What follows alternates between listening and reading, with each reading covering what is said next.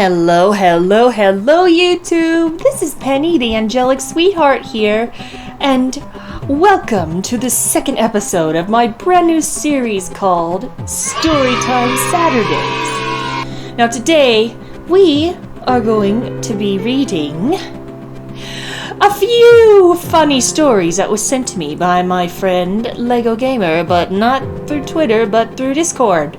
Yes, I do have a Discord, and if you guys want to friend me on Discord, you're more than welcome to do so. So, without further ado, let us get this Storytime Saturday started, shall we?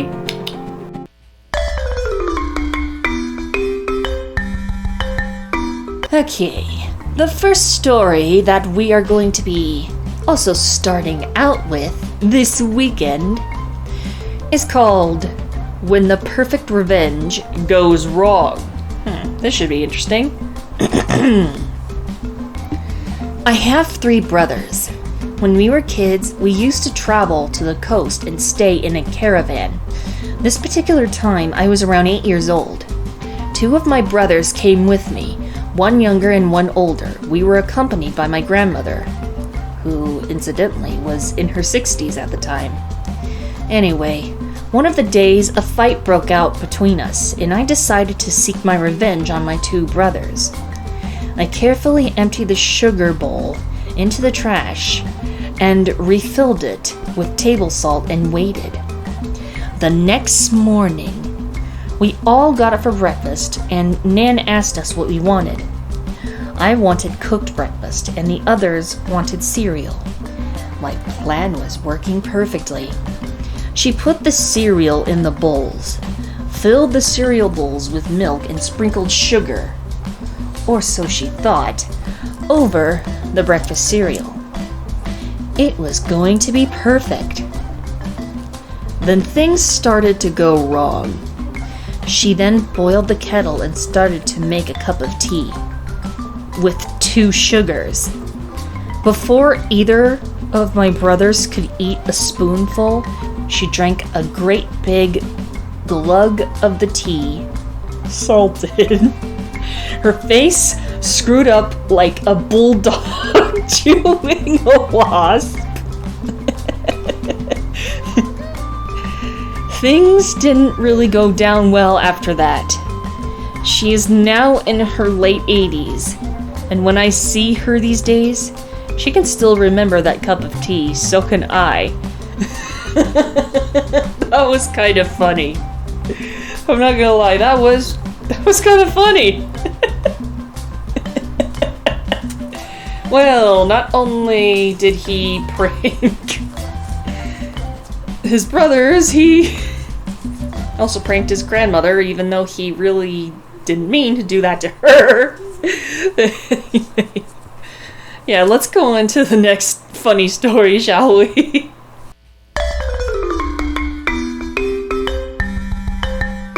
Now, the second story that we're going to be reading on this episode is called Grandma's Vacation Memories. Let's see what Grandma has to say. We took a long trip to Rhode Island to meet up with our daughter and family at their vacation home on the beach. Being very anxious to see my grandson again, I ran into the house to pick up Jack and found his pants full. So within the first 3 minutes of being on vacation, I'm changing my grandson's poopy diaper. No problem, what are grandmas for? I went into the other room where the diaper bag was that my daughter had packed for Captain Jack, and I pulled out a diaper with a new pack of wipes. I got him all changed, only there was one problem. Come to find out, those baby wipes were really furniture wipes, and not the normal baby wipe I would have expected to find in the diaper bag. Oh no! Does that mean I just waxed my baby? I'll never live this down. They busted me all weekend. Moral of the story is to always know what kind of wipe you are using on your baby's bottom. No more wax jobs for Captain Jack. OMG, that's funny. That is so funny. Yeah, oops, I just hope the baby's not hurt. Anyway, next story.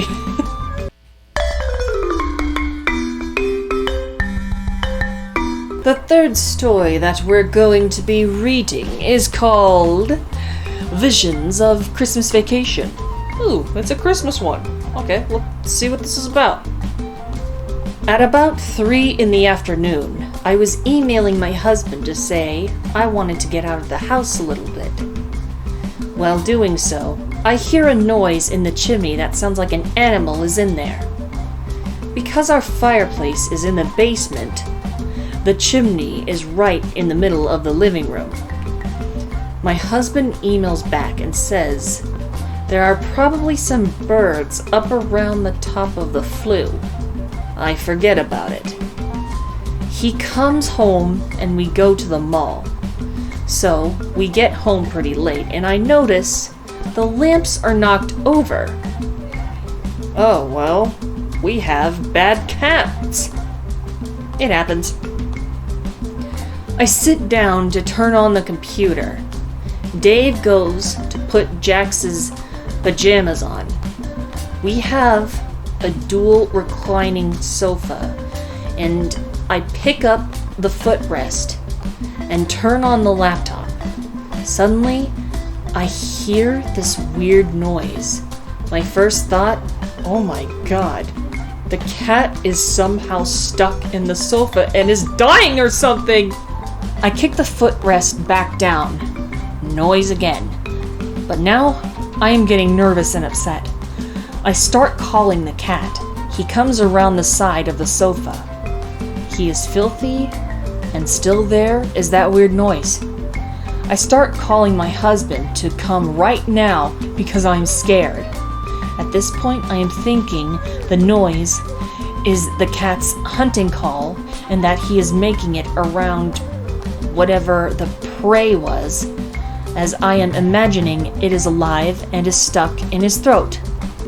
My husband fiddles around some more before coming to my aid, and by this point, I am on top of another piece of furniture, not going anywhere near the sofa. I scoop up Jack because surely whatever is going on is going to have to come out sooner or later.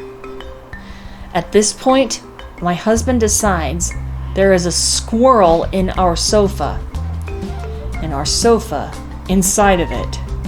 Apparently, while we were at the mall, the cats pawed at the glass door on the fireplace until the squirrel was loose in here. Seeing visions of Christmas Vacation yet? Somehow the 3 cats and 1 frightened squirrel made it up, out of the basement and into the living room, where said squirrel is now cowering inside my sofa. At this point, I literally peed my pants. Then I did what any good daughter would do, and I called my father. He says to call an exterminator. I start looking in the phone book. The ads for exterminators say, financing available. I say, we're going to need financing to get this thing out of my house. My dad says, honey, it isn't a predator, it's food. Gee, thanks, Dad. LOL. We decide that Jack and I and the cat should be locked in our bedroom. My husband closes all the bedroom doors, opens the outside doors, and attempts to scare the thing out of the sofa. Jack and I are laying in our bed, and Jack keeps saying, Mama, you need to wash your pants. Meanwhile, I'm yelling out, is it gone yet? In the end, my husband scooted the couch until it was in front of the door and then pushed the pet trainer thing we have. It emits some horrible, only heard to animals loud noise. until the damn squirrel ran out the door. And the moral of this long story is, when your wife says at 3 p.m. that there's an animal in the chimney, someone better do something about it. And that it doesn't mean go to the mall. Okay. Alright, that was interesting. Well, let's go ahead and move on to the next story for this weekend, shall we?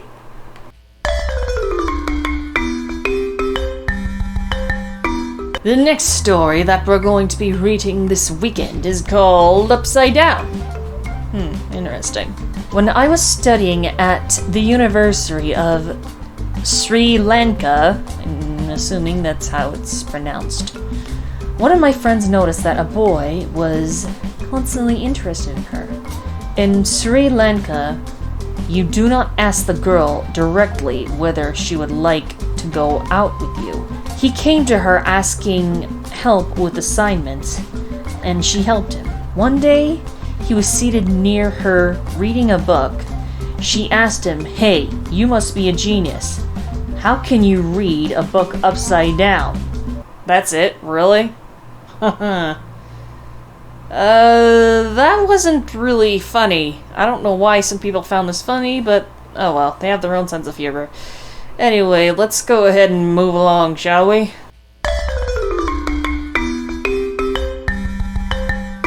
Okay, the final story, yes, the final story that I'm going to be reading to you for this weekend on the second episode of Storytime Saturdays is called The Self-Cleaning Oven. Yeah, it says The Self-Cleaning Oven. And yes, this is very short, like literally 3 sentences long. But yeah, let's go ahead and read. My sister just had purchased a new stove. She wanted it because it had a self-cleaning oven. She hated cleaning the oven. Well, that's kind of obvious. Then one day, about a month after I was sitting with her having coffee, I asked how the new oven was working out. She said, "I don't know, gee. I'm still waiting for it to come on." I rolled. I couldn't stop laughing. I said to her, "You have to turn it on?" Okay, that was kind of a good one. Seriously? Of course you gotta turn things on. Not everything is like, you know.